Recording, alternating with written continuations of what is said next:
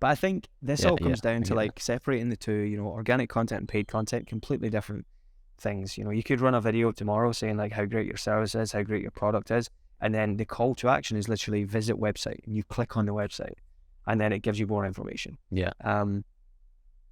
And I think with organic content, you don't have that, right? Whenever you see a video, whether it be YouTube, Instagram, TikTok, you're literally clicking on the profile and it takes you to the profile to show you more videos that they've made.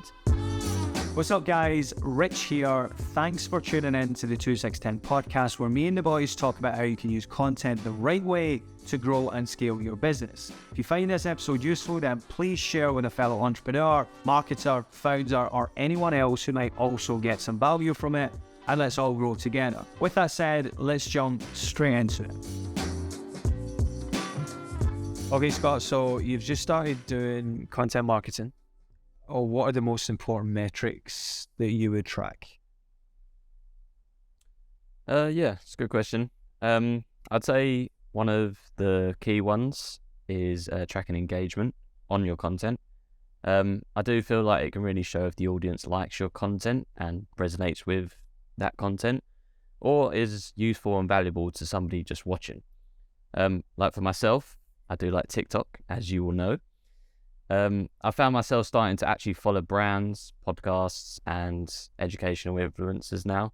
And they teach me things that I find valuable in my life. And a lot of the time, I'll share their content with others that I think would also find valuable to watch. So yeah, back to the point. If I was tracking engagement, like shares or comments, and seeing that increase, like in each of the videos or posts, I would determine that as success in the sense of it's bringing in more audience to my content. And then just to add to that as well, if you're offering maybe a course on something or you have something to sell, you're probably more likely to reach your, I guess, sales goals, because realistically you're bringing in more people to your content, which increases the chances of someone then clicking on your link to say a course or your website. So yeah, I do think that engagement metrics are one of the important ways of tracking success with your content. Yeah, I think it's important for people. I say people instead of saying businesses here, because I think it very much depends on what the goals are here. Like if you're a business, for example, then I presume that at some point you're going to want to see some return of investment on your content. So for example, if you're running paid like advertising campaigns, you're going to know exactly how much you're spending and what return that is then getting for your spend. So you can then calculate like what we're making profit, how much profit am I making, etc. But with organic like content marketing here, like it's very, very different, and there's no direct way of tracking that. So there's a ton of metrics that people look at. You know, they go, oh, follower count or subscriber count or engagement, like you say. And these are all important metrics for me, but I just think, I think it just very much depends on your goals. Like if you're just looking to grow brand awareness, for example, then engagement, of course, matters. Like follower count, subscriber count, whatever it is, that all matters. But for example, if you're looking to, you know, increase your revenue with your business, then, well, first of all, you've got to decide if organic content is the way to go. Like if you get a really cool product that's, you know, going to like stand out and it's very visual, then it's definitely the way to go. I think it will work. But if you've got like a, you know, maybe say a service or like, you know, something that's been seen and done before, it's going to be very difficult to stand out in social media. And you've got to understand that, you know, you're probably not going to make sales per se, right? Just from doing social media, like organic content, for example. So I think first step is understand your goals, what it is that you're trying to do, like why are you doing content, why are you making content in the first place? And then once you have that, then it's like, okay, what is going to be a determined metric, I guess, and that is ultimately then going to be the most important. I don't think there's any single one metric that's the most important one, in my opinion. I know you mentioned engagement and stuff, and you know, we can dig a little bit deeper there. You know, for me personally, if you're doing like video content, especially like on any platform, but even now on TikTok, years ago, you know, before TikTok, 5 years ago, 10 years ago, whatever, just on YouTube, the maximum amount of retention, for example, you could get on your video was 100%. That was the maximum. But no one, even now, no one's really getting that on a long form YouTube video. even the top guys, Mr. Beast Yeah. and stuff, like average retention rate is never going to be that. But on TikTok, the videos loop, and more often than not, the videos are under 30 seconds, for example. So if you can make your video engaging for a full 30 seconds or even longer, right? Like it can be a minute. But the point here is if you can make it engaging for that amount of time and then it loops back round, you have got the opportunity to get that retention rate over 100%. And for me, anyway, I think, especially for people just starting off, that would be my most important metric that I'd be looking at. I'd go, right, retention rate.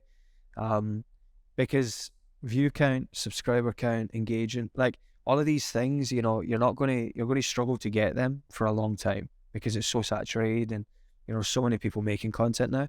But the people that are seeing your content, how long are they sticking around for?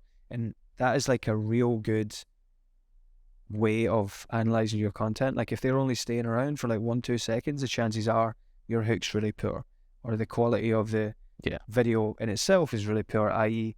the sound quality, the look and feel of the video, whatever. But if you can get it, like I say, up and over that 100, like it's going to be hard, but up and over that 100% marker, chances are you've got a really good video, and chances are the algorithms are going to like you a lot more. They're going to start pushing you. And again, what I say to everyone is like, these companies thrive off good videos. Like that's how they operate, because the longer you stay on their platform, the more money they effectively make off you through ads and stuff, right? Like that's how it works. So external companies pay the likes of TikTok to advertise. So like say Nike would go, hey TikTok, we are just launching our new shoes. Can we advertise on your page? Cool, yeah.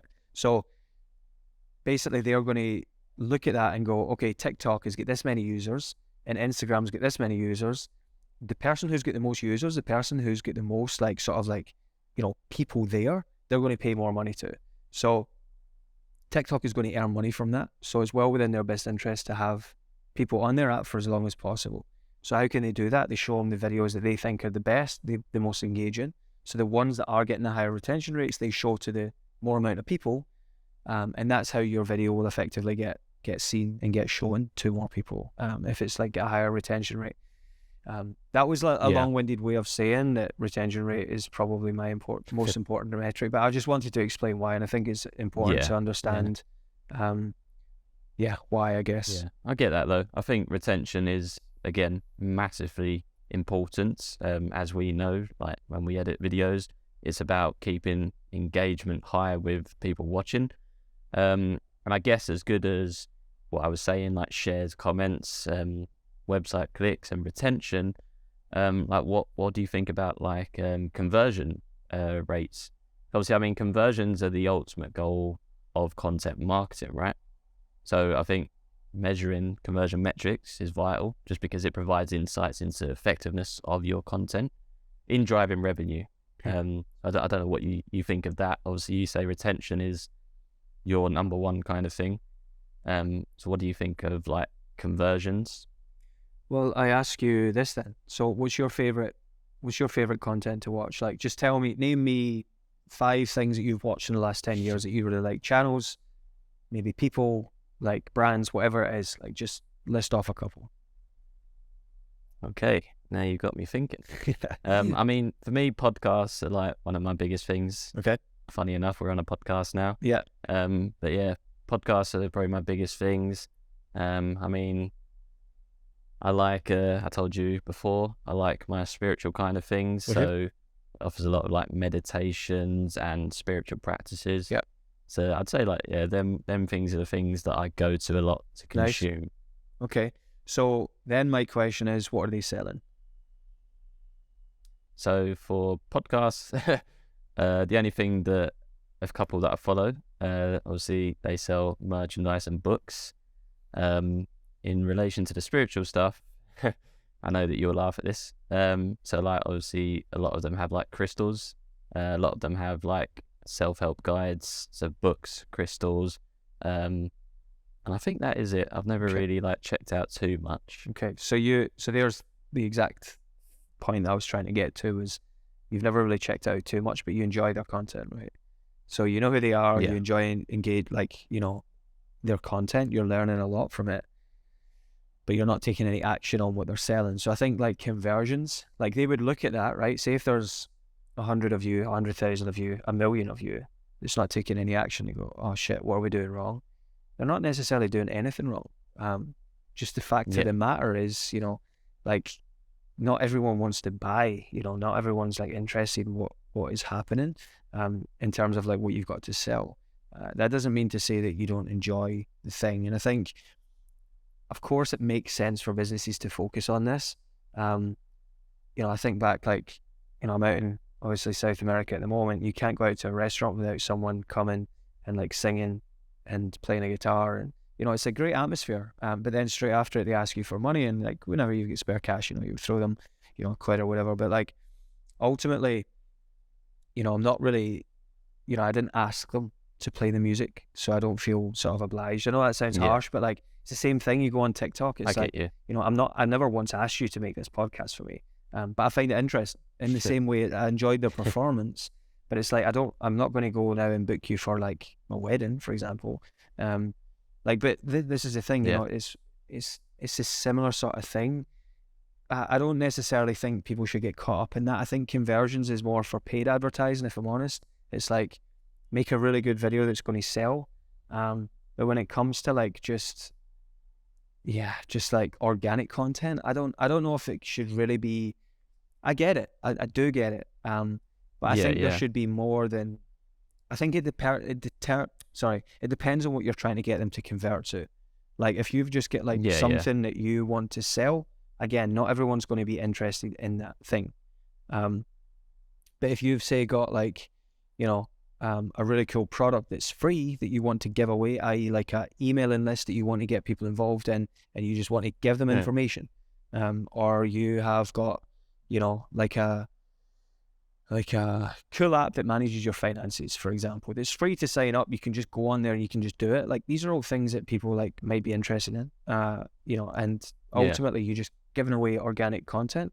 And then after that, you get something additional to sell them, right? It's like you've got this free thing, and actually if you want a little bit more, then you can pay for this thing as well. But I just think it's difficult, like, unless someone's actively looking for the thing. Like if someone comes into like a brick and mortar business, right? Sorry, I'm going on here, but like brick and mortar business, you get a clothes store in Oxford Street and loads of people are coming in. You're tracking through like a digital app or whatever, how many people cross that line from outside to in your store every day. And let's say it starts at 100. You're like, fuck, that's not that lot. That's not that much for Oxford Street. We need to get more. Okay, how do we get more? Okay, let's make better advertising on our window. Cool, we do that. Now we're up to 500. And throughout that time, only 2 people were buying something, and it's still 2 people that were buying something. You've got to then determine like, what is it that's making people not buy? Because we've brought 5 more people in, 5x more people in, and we're still getting the same amount of sales. So what is it? Okay. And it's clearly not your advertising because you brought more people in, right? So it's got to be a problem with your product. And it's the same for organic content. You maybe get more views, but not many more people are buying.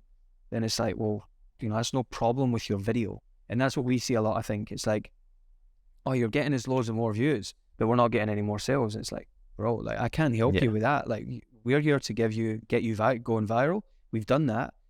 Now it's over to you. I'm afraid, like, we can't improve your product. We can't improve your store. We can't improve your customer service. We can't improve, all of these other things that might have a detrimental impact to the decision that comes, should I buy or should I not?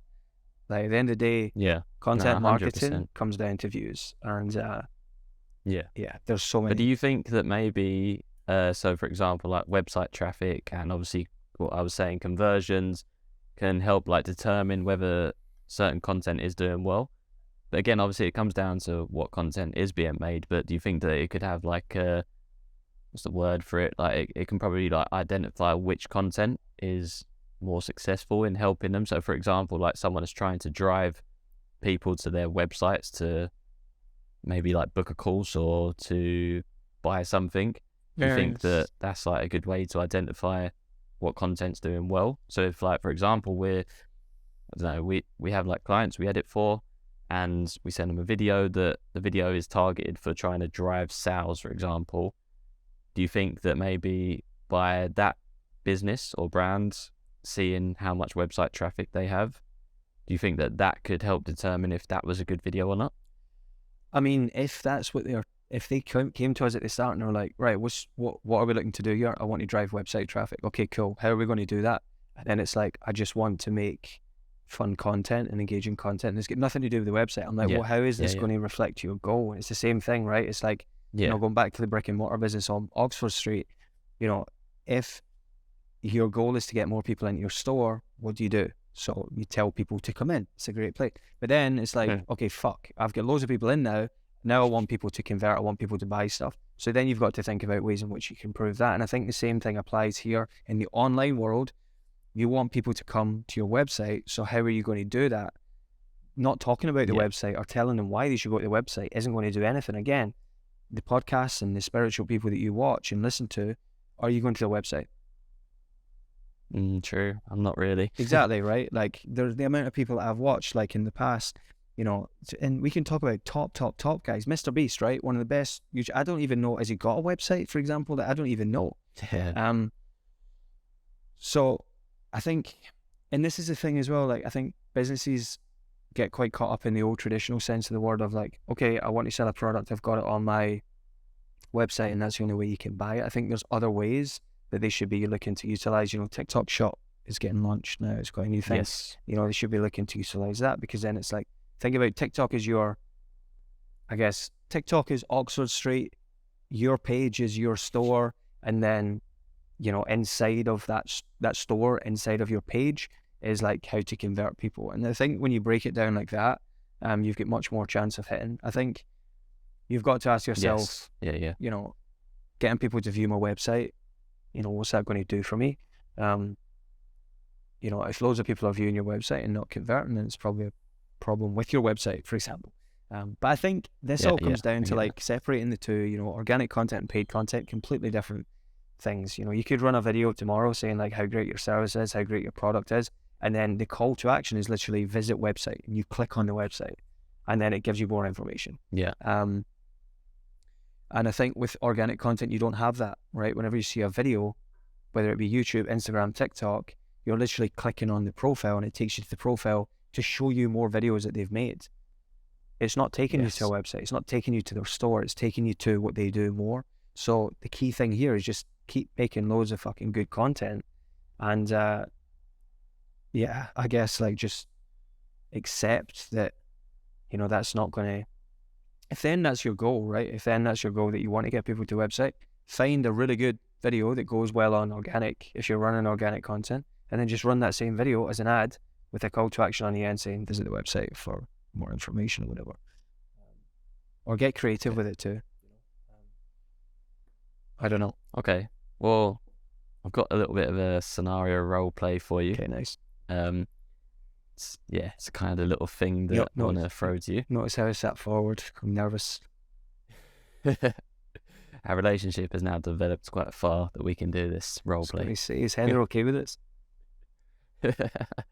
Okay, so all right, I'll be a new startup business, and you, well, I guess just be yourself. Okay. So you are Rich from 2610. I'm Scott. I've just launched a new clothing brand. Okay. Anyone watching us like regularly is definitely going to expect me to open a clothing brand one day. The amount of times that I mention it. But I love how you're using You're using this podcast just to subtly sell yourself for the future. You're going to make sure that brand goes viral when you take it off, honestly. That's it. This is where it started. Good strategy. Good strategy, though. I like it. Yeah. But yeah, so I've just launched a new clothing brand, but I want to grow my TikTok and Instagram to build an audience, which hopefully will then turn into customers who will purchase from my brand. And I want it to be a very cool brand that has fun content as well. Where should I start my content marketing? And then I guess, how do I determine if I'm successful? Okay, what are you doing any content at the moment? So I'm just a startup. I'm thinking of creating content, but I need some ideas of being fun and a cool brand. Okay. Do you like how important is this to you, basically, is what I'm trying to ask. Like, so you're a startup, right? So have you got funding? Yes. Okay, cool. Small funding. Yeah, okay, cool. So so ultimately, like, are you making any sales right now? So I'm gonna say that I'm a small startup. I don't have a lot of range. I probably made maybe like 50 to 100 sales in my first month on like t-shirts. Okay. And what's the sort of like profit looking at right now? Is it like 15%, something like that? Yeah, let's go for that. Okay. And how much are you selling your t-shirts for? Oh, good question. I could go for London prices or a generic price. Go for London, man. So I'm gonna sell graphic printed, I think that's the word for it, graphic printed oversized t-shirts, and let's say for example maybe like £25, £30. Okay, cool. So you're doing, it would be safe to assume then that you're making, in your first month, you've done about 250, 300 of The maths. revenue. So we're looking at, about 25, 30 quid profit. So we're Remember, looking at startup business. Yeah. No, that makes sense. That makes sense. But you've got funding though, right? So it's not a huge thing. Yeah. Okay, so what I would suggest is that we would run an ad first of all. Like, I think that should be your. Is that to boost sales? Yeah. You need to boost sales. Like, you need to get that. You need to get the profit margins up. Like, you need to start earning money, right? Otherwise, you're going to sink. Okay. So I think the first thing that we should be doing is, focusing on that. And then once we hit a certain number that we deem as sort of like, either acceptable or like, is good. I don't know what that number looks like for you. I don't know how much funding you've got. But I would like to sort of like say to you that it's going to be well over. You need to 10x what you're doing right now at least. So we're looking at like, I would say even in the thousands of profit, to be honest with you, before you start making organic content. Because see, here's the thing, right? If you start making organic content tomorrow, there's no guarantee that in 6 months' time it's even going to work. But with an ad, or with ads, running ads, there's definitely going to be a case of like, if you get the right ads in the right video, which is difficult, I'm not going to lie to you, like it's hard. But if you do the right thing, like there's a good chance that you can start getting some sales from it. But you could make like viral content tomorrow for the next year and still, not make no sales, but like you might struggle to make sales with a clothing business anyway. Like if you came to me and you had like a really individual, unique product, I'd be saying something different.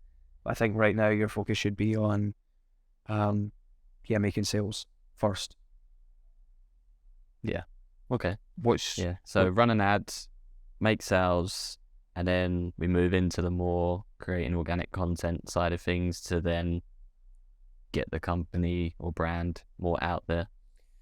For sure. Yeah. I think, like I say, I mean, ads can be as expensive or inexpensive as you want, but I mean, some things that you can do for like organic content that doesn't necessarily cost a whole lot. I would suggest like telling your story and stuff like that and showing behind the scenes stuff. You can like film yourself going to, wherever you, make your products or ship your products from, whatever. Do some things like you spoke about, Scott, just to take you out of the new business guy, but back into the Scott that was on the podcast a couple of weeks ago. You suggested that, people like respond to the people, like whenever they send an order, take a video and do stuff like that and get the community engaged a little bit more, do maybe something like that. But in terms of like having fun sort of ideas, I think your focus right now should be on, making sales and like putting content out there that's going to directly sell.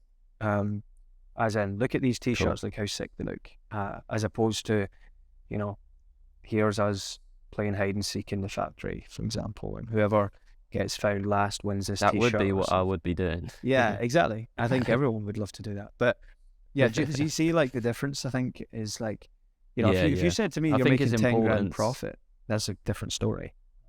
Yeah. I think that's important for like startups to realize, because I think a lot of them I'm not targeting anyone and saying that I know better, because I clearly don't with my clothing brand right now.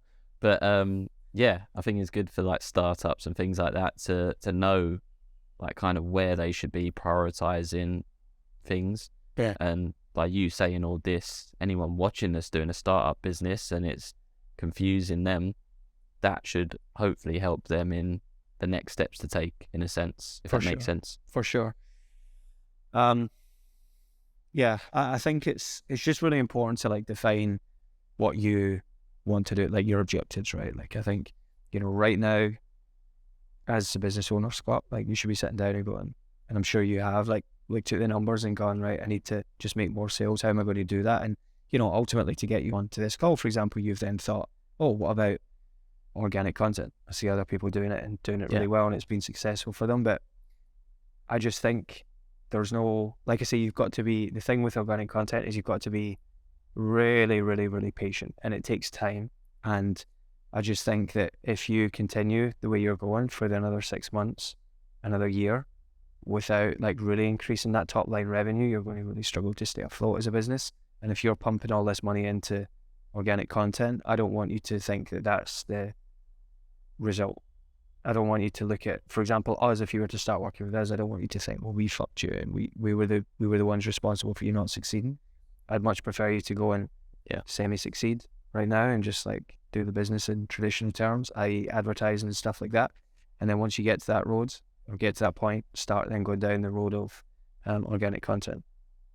And that's when you can really scale, because you've got the opportunity then to put the money into it and put the time into it as well. I think when brands and businesses start to get desperate on social media, it shows a lot. Like you can tell, you watch a video and it's like, it just looks like you're trying so hard. It's the ones that don't really care and they're just doing it. Like you said there, you want to be fun and stuff like that. To be fun, you've got to like kind of go on there with the thing that you don't really care, and you're just there to like, just be cool, and you can't do that if money's an issue. I guess you can say that being successful and relevant is what kind of differentiates brands and business sometimes. For sure. So basically what I'm saying is like we can do a video for you. We can run your paid ads if you want. But like I think just go away and have a think about what you want to do in that sense. And then in a few months come back to us and we'll run your organic stuff. That's what I would say personally.